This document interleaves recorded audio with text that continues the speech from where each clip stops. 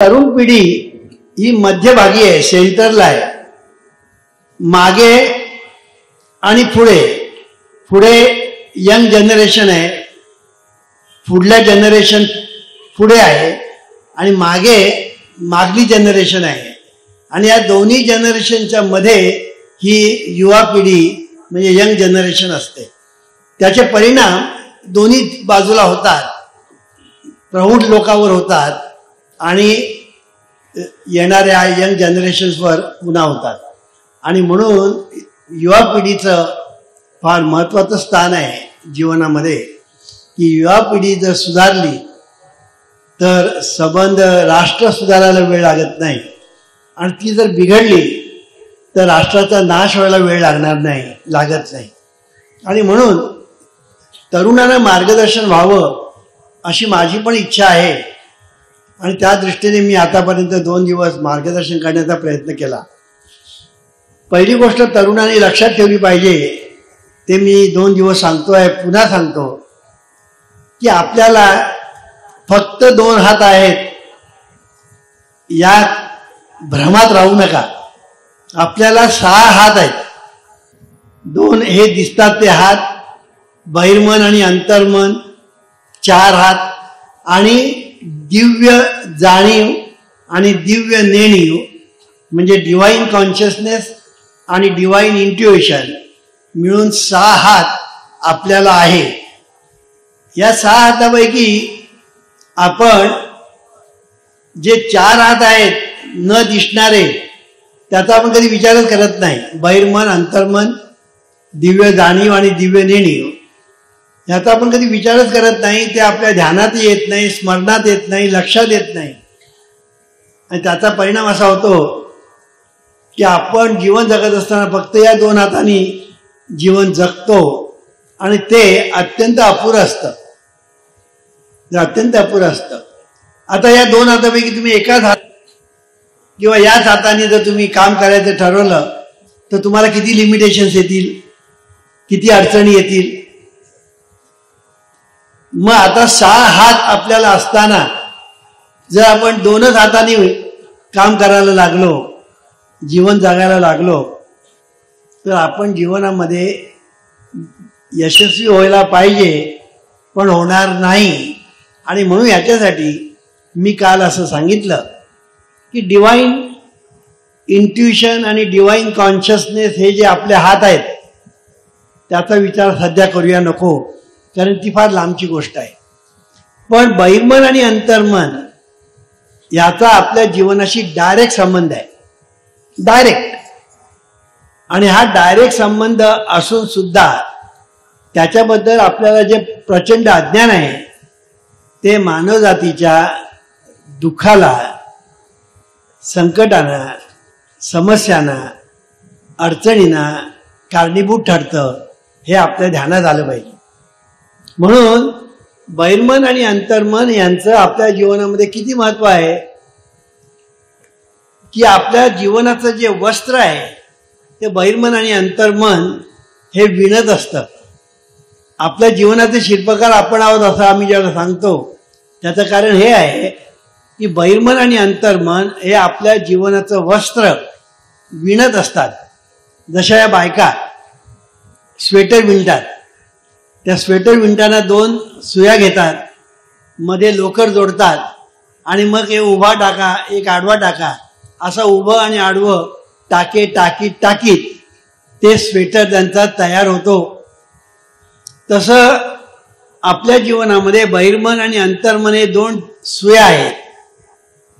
एक अंतर्मनाचा आडवा टाका आणि बहिर्मनाचा उभा, असे आडवे आणि उभे टाके टाकीत टाकीत बहिर्मन आणि अंतर्मन या 2 सुया आपल्या जीवनाचं वस्त्र विणत असतात. आणि या 2 सुयांना जोडणारी लोकर म्हणजे विचार, कल्पना, भावना, धारणा, वासना, संकल्प वगैरे वगैरे जे आहेत, हे सगळं म्हणजे रंगीबेरंगी लोकर आहे. हे आपण लक्षात घ्यायचं. ही गोष्ट जर आपल्या ध्यानात आली तर तुम्हाला एक गोष्ट लक्षात येईल की हे बहिर्मन आणि अंतर्मन जे आपल्या ठिकाणी आहे त्याचं तुम्हाला आज जरी ज्ञान नसलं तरी ते तुमच्या जीवनामध्ये कार्य करीत आहेत, कार्य करीत होते आणि यापुढे कार्य करीत राहणार. पण तुम्हाला त्याचं ज्ञान नसल्यामुळे त्यांचं जे काही कार्य चाललेलं आहे ते अनिष्ट कार्य चाललेलं आहे आणि त्याच्यातून आपल्या जीवनाला सुख मिळण्याच्या ऐवजी दुःख मिळतं, यश मिळण्याच्या ऐवजी अपयश मिळतं आणि अशा तऱ्हेने आपल्या जीवनामध्ये आपल्याला प्रगती साधण्याच्या ऐवजी आपली अधोगती होते. मग याला उपाय काय? याला उपाय म्हणजे दोन हाताचा बद्दल मी बोललो, पण आपल्याला बहिर्मन आणि अंतर्मन हे जे दोन हात आहेत म्हणजे एकंदर आपले सध्या 4 हाताबद्दल आपण बोलूया की विष्णूला जसे 4 हात आहेत तसे आपल्याला हे 4 हात आहेत आणि हे 4 बहिर्मन आणि अंतर्मन आहे 2 हात. एवढे आपण जर घेतले आणि यांचा जरी आपण व्यवस्थित रीतीने वापर केला तर आपल्या जीवनामध्ये यश हे आपल्याला मिळाल्याशिवाय राहणार नाही. मग ह्याच्यासाठी काही मंडळी अशी आहेत की या बहिर्मनाचा आणि अंतर्मनाचा वापर त्यांना जरी त्याच्याबद्दल माहिती नसली तरी नकळत चांगल्या रीतीने करत असतात आणि म्हणून त्यांची प्रगती होते. आणि ही त्यांची जी प्रगती होते त्याला कारण हे बहिर्मन आणि अंतर्मन ह्याचा त्यांनी योग्य वापर केलेला असतो, पण आपण वापर करीत आहोत ह्याचं त्यांना ज्ञान नसतं. उदाहरण द्यायचं झालं तर आता यांनी सांगितल्याप्रमाणे धीरूभाई अंबानी एका पेट्रोल पंपवर पेट्रोल भरायला राहणारा एक शिपाई आणि तो आज कित्येक करोडचा अब्जावधी रुपयांचा आज धनी झालेला आहे. ह्याचं कारण का? ह्याचं एकच कारण की बहिर्मन आणि अंतर्मनाचा वापर जरी त्यांना त्याच्याबद्दल काही माहिती नव्हती तरी त्यांनी नकळत त्याचा उपयोग केला होता. जगामध्ये जेवढे लोक मोठे झाले त्यांचं हे असंच आहे की त्यांनी नकळत त्यांचा वापर केला आणि त्यामुळे ते यशस्वी झाले. पण आपण जर त्याचा वापर जर कळत करायला लागलो तर आपल्याला त्याचे सुपरिणाम लवकर अनुभवाला येतात आणि म्हणून याचं ज्ञान आपण संपादन करणं आवश्यक आहे. यासाठी काय केलं पाहिजे की हे जे बहिर्मन म्हणजे काय, अंतर्मन म्हणजे काय हे समजावून घेतलं पाहिजे आणि या दोघांचा एकमेकांशी संबंध काय ते लक्षात घेतलं पाहिजे.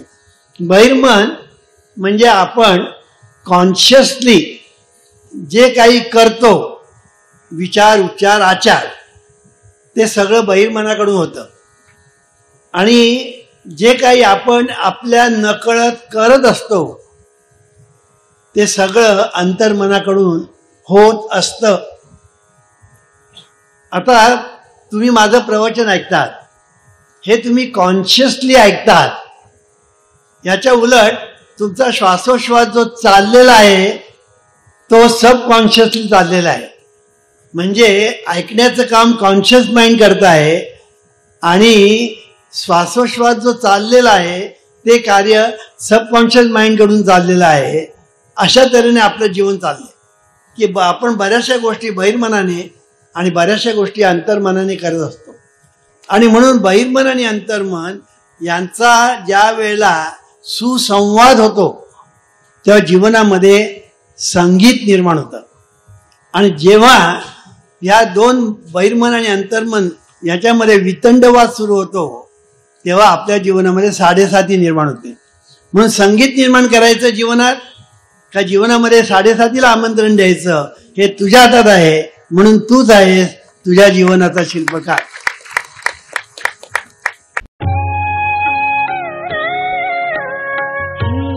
ईश्वरा सर्वांना चांगली बुद्धी दे, आरोग्य दे, सर्वांना सुखात आनंदात ऐश्वर्यात ठेव, सर्वांचं भलं कर, कल्याण कर, रक्षण कर आणि तुझे गोड नाम मुखात खंड